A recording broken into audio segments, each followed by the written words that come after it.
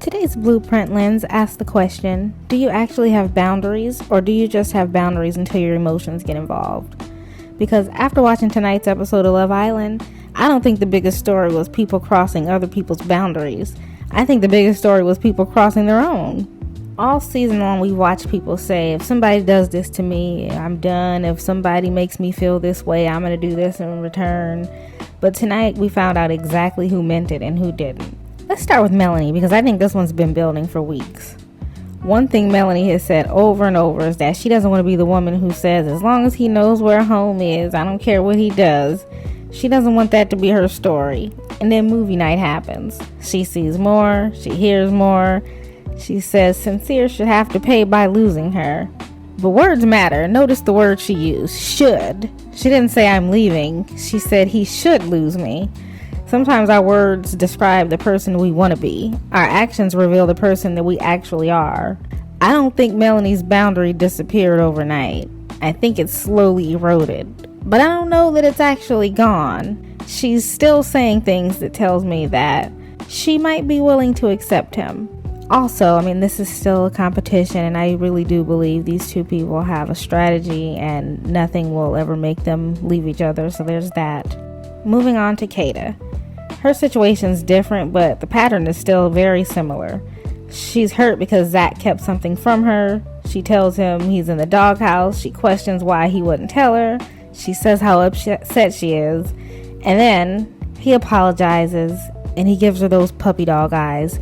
You know those puppy dog eyes that she said that he gives, and she loves his curly hair and he's so cute and it just makes her fold. And what does she do? The fold happens, which means the boundary starts moving. But truthfully, that's exactly why boundaries are hardest to enforce when we have to deal with people we love the most.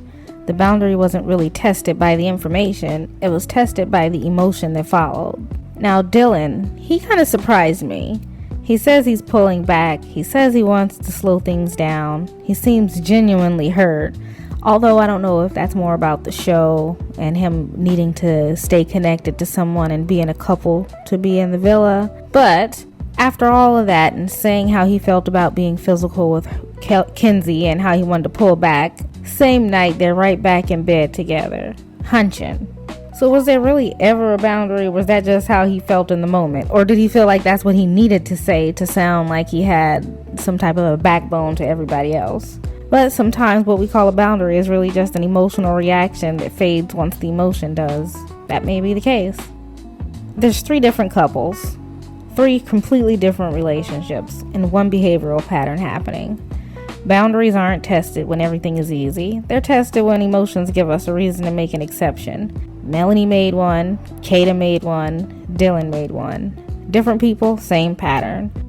One of the hardest lessons I've learned is that setting a boundary isn't the hard part.